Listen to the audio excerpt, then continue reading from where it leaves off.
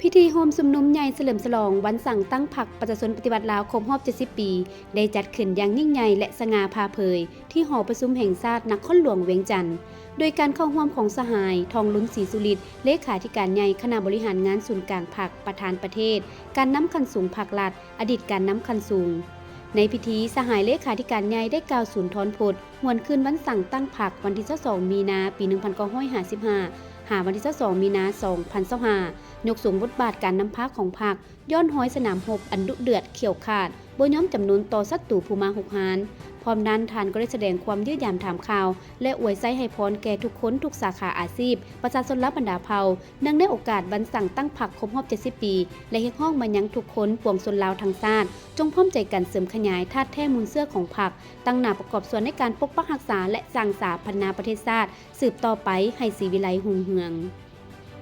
พร้อมเดียวกันนั้นทุกแขวงทั่วประเทศก็ได้จัดพิธีโฮมสุมนุมเฉลิมฉลองวันสั่งตั้งพรรคประชาชนปฏิบัติลาวครบรอบ 70 ปีในวันที่2มีนาคม 2025โดยผ่านวิดีโอทางไกลถ่ายทอดสดทั่วประเทศจากหอประชุมแห่งชาติซึ่งได้รับฟังการกล่าวสุนทรพจน์ของสหายเลขาธิการใหญ่ทองลุ้นศรีสุริตและได้รับชมกิจกรรมต่างๆที่จัดขึ้นอย่างมีความหมายความสำคัญ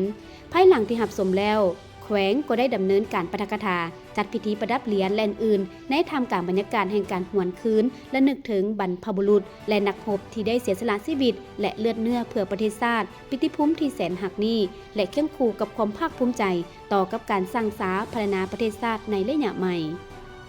วันที่21มีนาคม 2025คณะบริหารงานศูนย์กลางพรรคนำโดยสหายทองลุ้นศรีสุริตได้วางพวงมาลาที่อนุสาวรีย์นักรบนิรนามวางกระตาดอกไม้ที่หน้ารูปหล่อประธานไกรสอนพรหมวิหารและเปิดการบังแสดงรูปภาพอยู่ที่หอพิพิธภัณฑ์ประธานไกรสอนพรหมวิหารซึ่งท่านสามารถเข้าชมได้จนถึงท้ายปีนี้ถัดจากนั้นการนำก็ได้สืบต่อเข้าร่วมพิธีประดับเหรียญการระลึก 70 ปีวันสั่งตั้งพรรคประชาชนปฏิบัติลาวซึ่งได้จัดขึ้นอย่างสมเกียรติ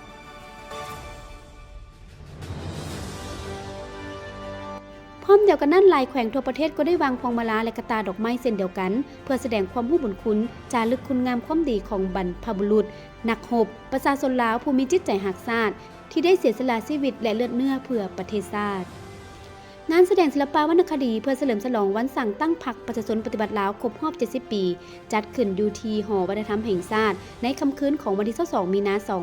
2025โดยการเข้าร่วมของสหายทองลุ้นศรีสุริตเลขาธิการใหญ่ประธานประเทศมีบรรดาการนำพรรครัฐอดีตการนำพรรครัฐทูตานุทูตผู้ตั้งหน้าจากองค์การจัดตั้งสากลพร้อมด้วยมวลชนเข้าร่วมโอกาสดังกล่าวสหายนางสวนสวรรค์วิญญาเกตกรรมการศูนย์กลางพรรครัฐมนตรีกระทรวงแถลงข่าววัฒนธรรมและท่องเที่ยวได้ฮู้ว่า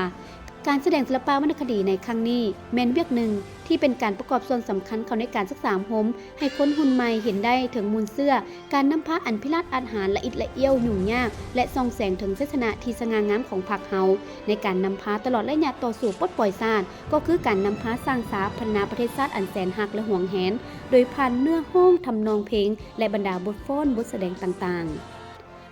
กองประชุมสมัยวิสามัญเทือที่ 2 สภาแห่งชาติสุดที่ 9ได้ดำเนินตั้งแต่วันที่ 17 หาวันที่20มีนาคม 2025ได้ปิดลงด้วยผลสำเร็จอย่างจบงามกองประชุมได้ดำเนินอย่างมีเนื้อในได้พิจารณาและทำห้องเอาหลายเวียกที่สำคัญคือการปรับปรุงรัฐธรรมนูญปี 2025การปรับปรุงกฎหมาย2ฉบับคือกฎหมายว่าด้วยการปกครองท้องถิ่นและกฎหมายว่าด้วยพนักงานรัฐกรนโยบายส่งเสริมพิเศษนิคมอุตสาหกรรมอมตะคำเสนอของนายกรัฐมนตรีในการปรับปรุงกระทรวงองค์การจำนวนหนึ่ง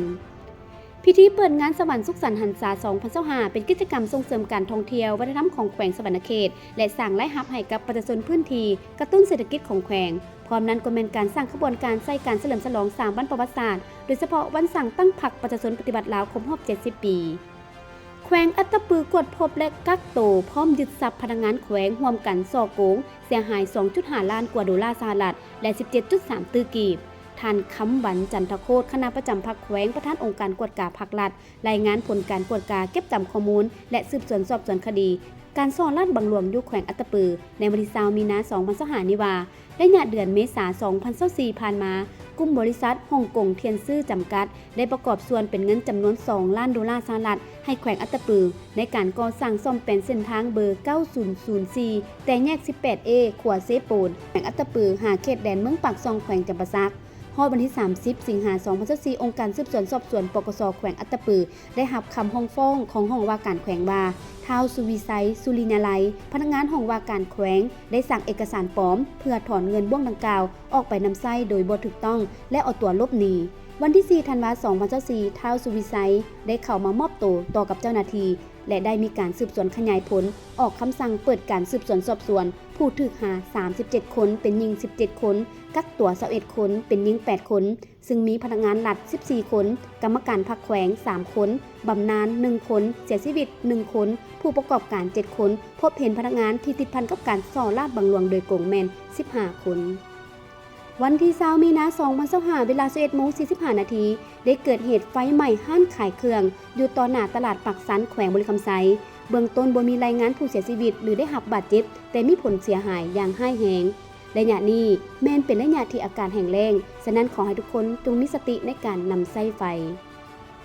สรุปข่าวเด่นโดยมีเดียลาว